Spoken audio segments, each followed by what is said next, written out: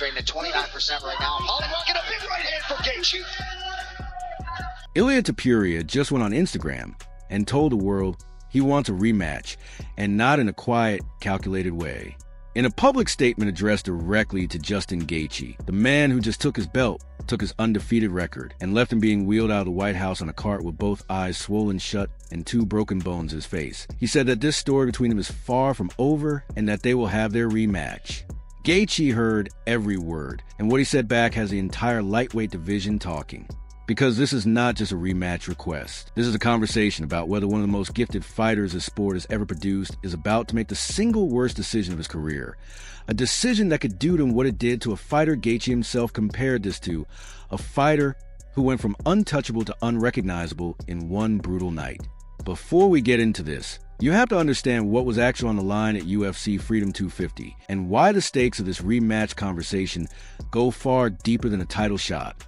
Ilia Topuria walked into June 14, 2026 as something the sport almost never produces, a fighter who had never lost a professional fight, not once in his entire career.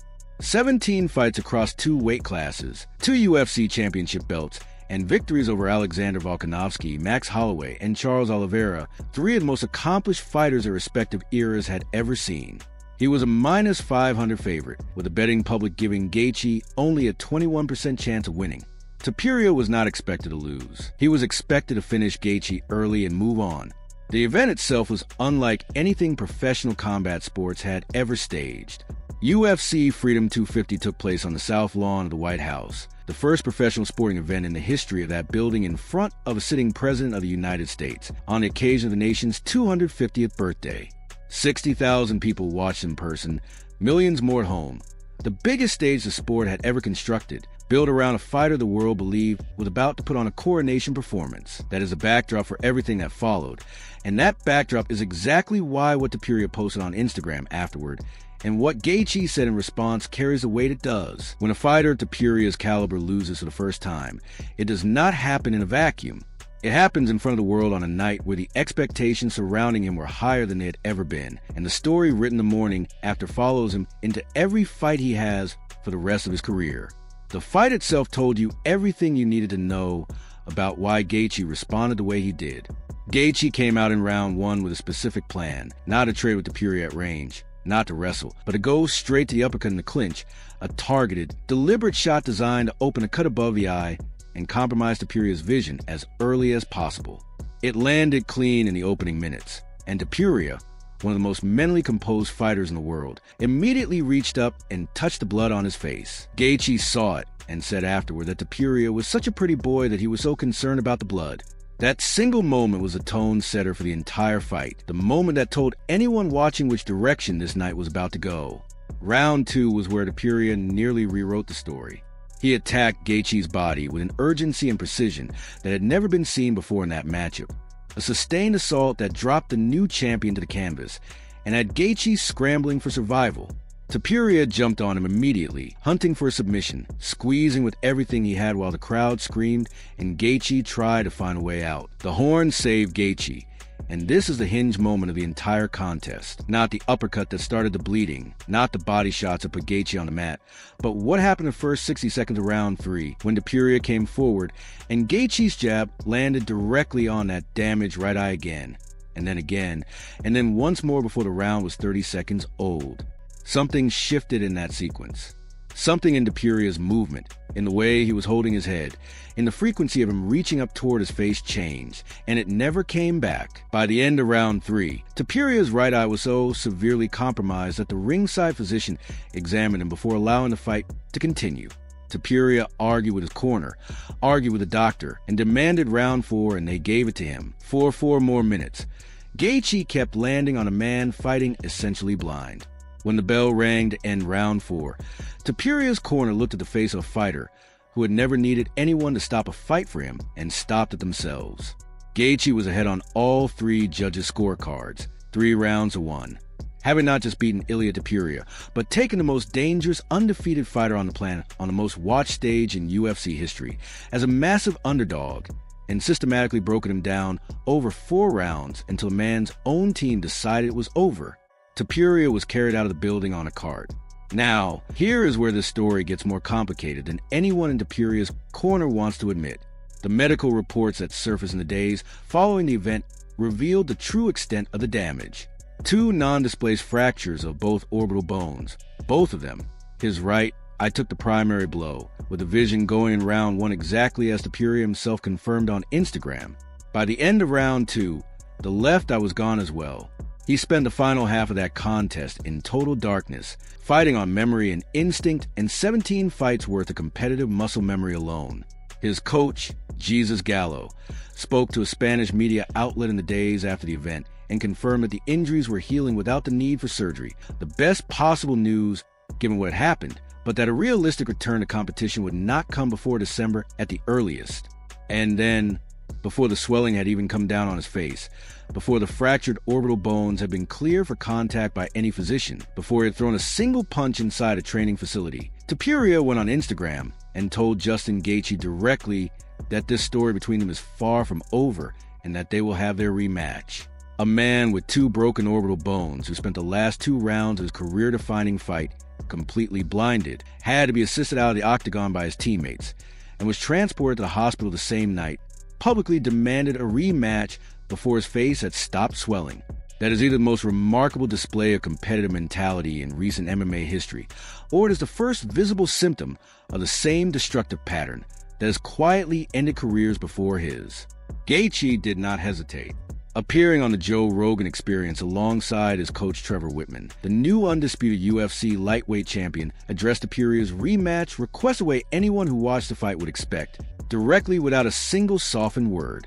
He said that Topuria does not get a rematch, that he can try, but he does not get one because he quit on the stool and quit twice, and that his next challenge cannot be Gaethje, but rather someone like Paddy Pimblett. That is not a champion playing games.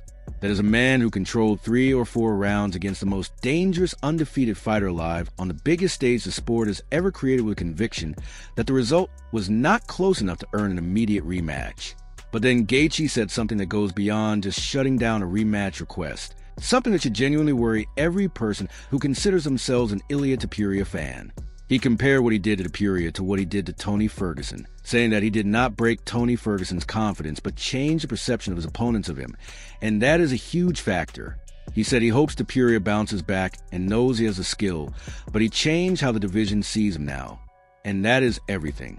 Tony Ferguson, the man who won 12 consecutive fights inside the UFC octagon and was one of the most feared and unpredictable fighters the lightweight division had ever seen, after Gaethje stopped him at UFC 249 in 2020, lost 8 of his next 9 fights, and left the promotion without ever winning again. Gaethje is not claiming Topuria is done. He is making a more precise and more devastating argument. He is saying that the way the fight happened, the cut that opened in round 1, the eye that went dark by round 2, the corner stoppage in round 4, has permanently changed the way every future opponent of Topuria will prepare for him. They know now that the eye can be targeted, that the blood changes his composure, and what happens when his back is against the wall with nowhere to go and a man like Gaethje on the other end of a jab. That knowledge does not leave the sport. Every team that prepares to face Topuria from this point forward starts their studies somewhere they never had access to before, the footage of him bleeding, losing vision, and losing for first time. Gaethje handed that to all of them for free. So let's have the honest conversation about this rematch, not the emotional version, but the real one. Gaethje does not want it. He made that clear with zero ambiguity on the most listened to podcast in the world. Dana White has publicly stated that Topuria will not be competing again anytime soon. The injuries physically prevent it through at minimum the end of the year, and by the time Topuria is medically cleared to fight again, Gaethje will almost certainly have moved on to Arman Tsarukyan, the next legitimate contender waiting in line. The UFC will have little incentive to bypass that fight for a rematch the champion actively does not want. But the deeper issue is not whether the rematch gets made. The deeper issue is what it means for Topuria, if it does.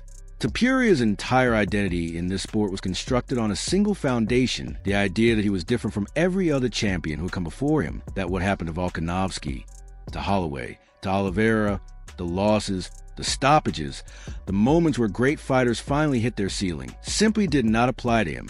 He was the first undefeated 2-division champion in UFC history, not just a record, but a statement about who he was as a fighter and a competitor. Gaethje did not just take the belt. He dismantled the foundation that Belt was sitting on, round by round, cut by cut, jab by jab, until the man who had never needed a single person to stop a fight for him in 17 professional outings was being stopped by his own corner on the largest platform the sport has ever occupied. Topuria built his entire brand on invincibility, and that is what made him appointment television, and what made fans debate his place among the all-time greats. Invincibility is not just a record. It is a story people tell about you before you walk the cage, and once that story changes, every fight you have from that moment carries a different weight. That is what is at stake in this rematch conversation. Not just a title, but the entire narrative of who Topuria is. And if he rushes back, driven by ego and pride and the unbearable discomfort of being the man who finally lost, he risks walking into a second fight, carrying everything the first one left behind. The scar tissue around those orbital bones, the footage Gaethje's team has already spent weeks studying, the knowledge inside every lightweight contender's head that the way to beat Topuria runs through his eyes and his composure when the blood starts flowing. The fighters who rush back from identity-defining losses without fully processing what went wrong do not usually win. They usually confirm what the loss already suggested. Where Topuria goes from here is the most important decision he will make in his career. Not the rematch itself, but the decision about when and why, and whether he is actually ready or whether he is running from the version of himself that got stopped at the White House because sitting with that image is simply too hard to bear. Gaethje already told him to his face how steep the road back is going to be. The question is whether Topuria is listening. The fighters who have come back from losses like this and rebuilt themselves into champions again, almost none of them did it by immediately returning to the exact situation that exposed them. They took time, fixed what needed fixing, and reintroduced themselves to the division on their own terms before demanding the biggest fight available. Topuria has the talent to do all of that. Nobody in the sport is questioning his ability. What people are questioning is whether the man who just argued with a doctor keeps fighting with 2 broken orbital bones and no vision, and either eye is capable of making the patient, calculated decision that his career actually needs right now. Gaethje gave him the blueprint when he said Paddy Pimblett or someone like that, not as an insult, but as a roadmap. Win a fight that matters, rebuild a perception, and make the division respect what comes next before demanding what came before. Whether Topuria takes that road, or the short one will tell you everything about who he actually is when the lights go down and the crowd goes home. Gaethje comparing what he did to Topuria directly to what he did to Tony Ferguson, a fighter who never won a UFC bout again after that night, stands as the most chilling part of this entire story. The revelation that Topuria fought the final 2 rounds of the biggest fight of his career, completely blind with fractures in both orbital bones, and still went on Instagram and demanded a rematch before the swelling had come down, speaks to either extraordinary courage or dangerous recklessness. And the argument that the rematch itself, if it happens before Topuria has rebuilt his narrative, could permanently damage his legacy more than the loss that UFC Freedom 250 ever could on its own, is one that every fan of the sport needs to consider carefully. This is a defining moment of Ilia Topuria's career, not the night he lost, but what he chooses to do about it.